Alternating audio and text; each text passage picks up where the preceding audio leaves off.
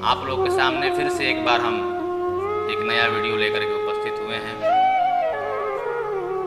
तो आइए आज के विषय वस्तु में प्रवेश करने के पूर्व भगवान रामचंद्र जी की चौपाई के माध्यम से भगवान का ध्यान करें। तत्पश्चात हम लोग विषय वस्तु में प्रवेश करेंगे। सीताराम राम राम सीता राम राम राम सीताराम राम राम सीता राम राम राम। और जब आप लोग प्रभु के दरबार में जाइए तो यह दो चौपाई निश्चित रूप से प्रभु को श्रवण करा दीजिए,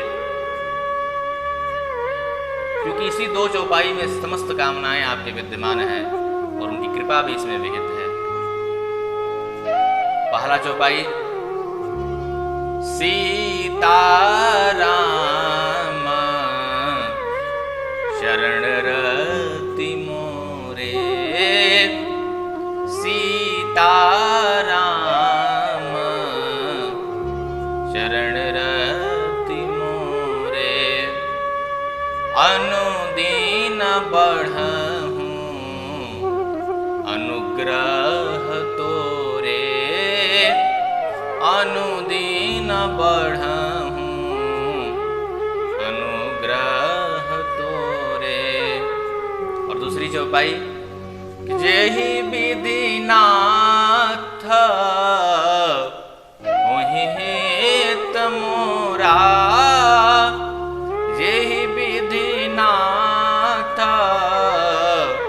मोहि हित मोरा, करहूँ सो बेगी दास मैं तोरा, करहूँ सो बेगी दास मैं तोरा। सीताराम राम राम सीताराम राम राम सीताराम राम राम सीता राम राम राम।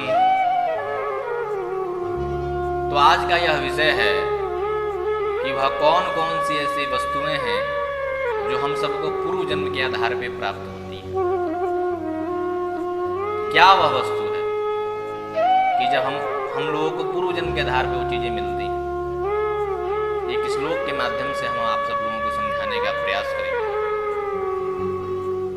कहा कि पूर्व जन्मेषु या विद्या पूर्व जन्मेषु यद् धनम, पूर्व जन्मेषु या विद्या पूर्व जन्मेषु यद् धनम, पूर्व जन्मेषु यत् नारी अग्रे अग्रे धावती, पूर्व जन्मेषु यत् नारी अग्रे अग्रे धावती।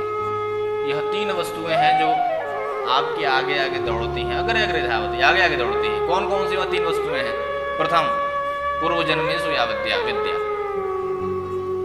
जो विद्या होती है वो आप सब लोगों को पूर्व जन्म के आधार पर प्राप्त होती है। उदाहरण के रूप में आप समझिए कि यदि एक कक्षा में एक अध्यापक 100 बच्चों को एक साथ पढ़ाता है और पढ़ाने की उसकी जो विधि होती है एक ही तरह होती है।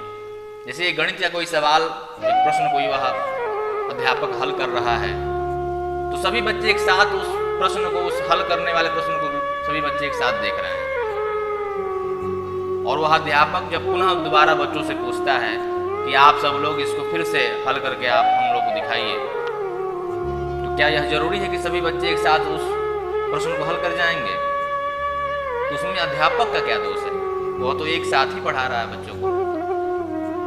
कुछ बच्चे ऐसे होंगे जो तत्कालिक उस सवाल को हल कर जाएंगे, कुछ बच्चे थोड़े से प्रयास करने के पश्चात, और कुछ बच्चों को तो बिल्कुल भी उस सवाल के विषय को समझ में ही नहीं आया कि हम इस सवाल को हल कैसे करें, उसका उत्तर कैसे दें। तो उसका कारण शास्त्र बताता है कि पूर्व जन्मेषु या विद्या, यानी कि उस पूर्व जन्म के आधार पर ही उसको विद्या प्राप्त होगी। कितना भी वो परिश्रम कर लेगा, लेकिन इतना आसान नहीं है, क्योंकि वो पूर्व जन्म के आधार पर वो चीज़ें आपके साथ जुड़ी होती हैं। और क्या, कुछ बच्चे बहुत तीव्र बुद्धि के होते हैं, कुछ थोड़े से निम्न बुद्धि के, कुछ मंद बुद्धि के हो जाते हैं। यह पूर्व जन्म के आधार पर आपको प्राप्त होता है। और पूर्व जन्म में सुयत धनम, और जो धन होता है वो भी पूर्व जन्म के आधार पर प्राप्त होता है। वह कैसे? जैसे मान लीजिए कि कोई बालक किसी बहुत ही धनाढ़ व्यक्ति के घर में जन्म लिया, तो वह वहाँ उसके कर्म तत्कालिक उसके कर्म क्या है? कुछ नहीं है। और जन्म से ही वह तमाम सुख वैभव को आदि को का उपभोग करेगा। वह उसका कारण क्या है? वह पूर्व जन्म का जो धन है उसके आधार पर उसको प्राप्त हुआ। और कोई बालक निर्धन घर में जन्म लेता है, वह जीवन भर कठिन परिश्रम करता है, मजदूरी करता है, जीव तो वही है, लेकिन यह पूर्व जन्म के आधार पर उसको यह चीजें प्राप्त हो रही हैं। और पूर्व जन्म में सुयत नारी, तीसरी जो चीज होती है वह नारी होती है। नारी पूर्व जन्म के ही आधार पर प्राप्त होती है।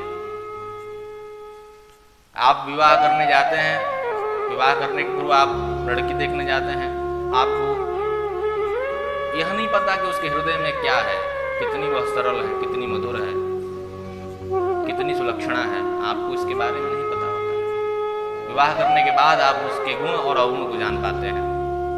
तो जो भी होता है, नारी जो होती है वो पूर्व जन्म के आधार पर प्राप्त होती है, यह सत्य है। और यह तीन वस्तुएं निश्चित रूप से पूर्व जन्म पर आधारित हैं। आप सब लोग इस चीज को ध्यान से समझ लें। इसलिए हतोत्साहित नहीं होना चाहिए,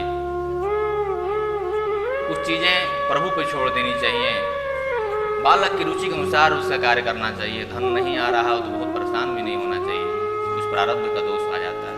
पत्नी अच्छी मिल गई तो बहुत अच्छी बात है, वो प्रारब्ध आपका अच्छा है, नहीं मिली तो भी प्रारब्ध की ही बात है। तो तीन चीजें आप लोग ध्यान रखें।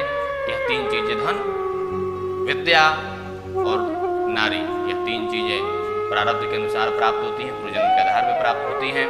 यदि आप सब लोगों को हमारा यह वीडियो अच्छा लगे तो निश्चित रूप से इस चैनल को आप लोग सब्सक्राइब कर दें और बेल आइकन को भी दबा दें, क्योंकि जो भी मेरे द्वारा उपदेशात्मक जो भी बात आप सबको अच्छी लगी हो या अच्छी लगनी चाहिए, आप हो सकता है अपने जीवन में उसको उतारने का प्रयास करें, तो सबसे पहले नोटिफिकेशन आप लोगों को प्राप्त हो जाएगा।